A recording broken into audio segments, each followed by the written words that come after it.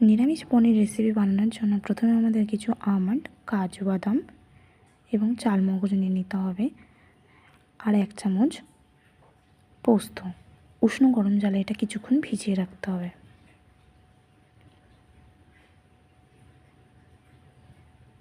এরপর আমাদের main ingredients পনির, সেটা আমি 200 গ্রাম নিয়ে নিয়েছি। এবার এটাকে কেটে নিতে হবে।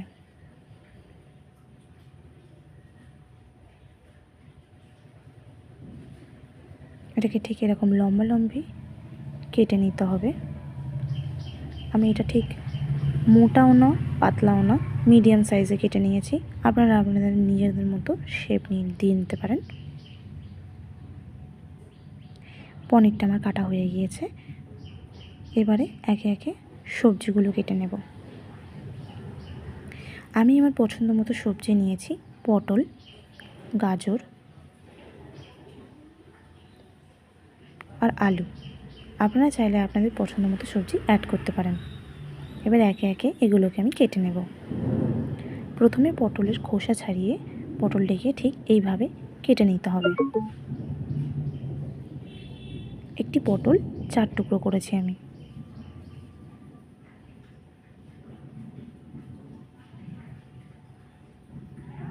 পটলগুলো কাটা হয়ে গিয়েছে। এবারে আমি আলুগুলো কেটে নেব।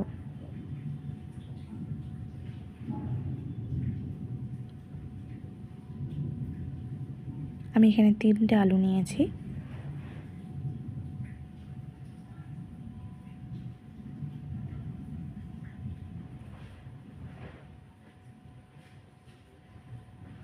এবং আলুগুলোকে ঠিক এইভাবে কাটতে হবে।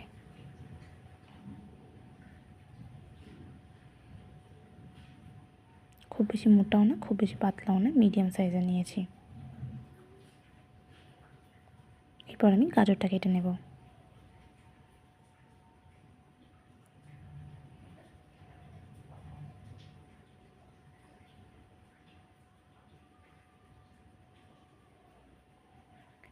আমি যেহেতু সব সবজি লম্বা আকারে কাটছি, পনিরটাও লম্বা আকারে কেটেছি। আপনারা চাইলে এগুলো চৌকো আকারে কেটে নিতে পারেন। এবার সবজিগুলো ধুয়ে নিয়ে জল ঝরাতে দিয়েছি। টমেটো, আদা এবং লঙ্কা এইভাবে কেটে নিতে হবে। তারপর এটা মিক্সিতে দিয়ে পেস্ট করে নিতে হবে।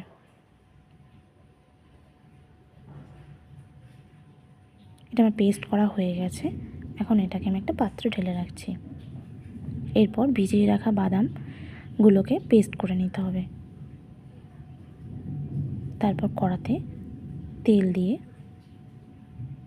তেলটা গরম হয়ে গেলে তার মধ্যে পনিরগুলো এইভাবে দিয়ে দিতে হবে। পনিরটাকে আমরা হালকা লাল করে ভেজে নেব।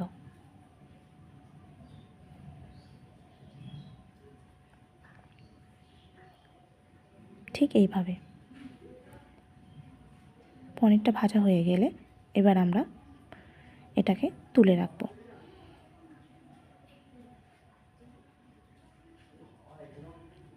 তারপর আমরা একে একে সবজিগুলো সব ভেজে নেব।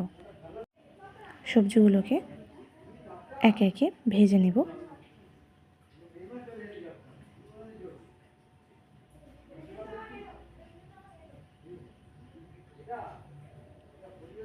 সব সবজি ভাজা হয়ে গেলে এবার কড়ার মধ্যে অল্প তেল দিয়ে তার মধ্যে গোটা গরম মশলা দেব এবং টমেটো পেস্টটা দিয়ে দেব। টমেটোর কাঁচা গন্ধটা যাওয়া পর্যন্ত আমরা অপেক্ষা করব। এটাকে ঢাকা দিয়ে রাখতে হবে। 5 মিনিট অপেক্ষা করার পর এটার গন্ধ চলে যাবে। তারপরে আমরা কাজু পেস্টটা দিয়ে দেব।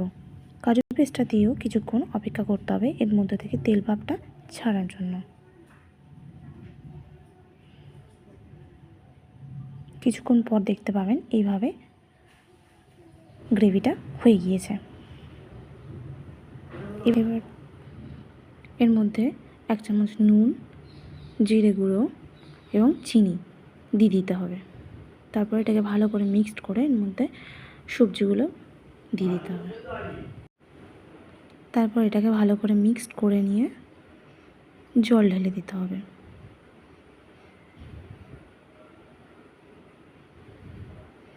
ঢাকা দিয়ে কিছুক্ষণ ফুটে উঠলে এর মধ্যে পনিরগুলো দিয়ে দিতে হবে। এবং সবজিগুলো সিদ্ধ হয়ে যাওয়া পর্যন্ত অপেক্ষা করতে হবে। সবজিগুলো হয়ে গেলে এর মধ্যে একটু গরম মশলা এবং 1 চামচ ঘি অ্যাড করতে হবে। তাহলেই হয়ে যাবে আমাদের নিরামিষ পনির রেসিপি রেডি।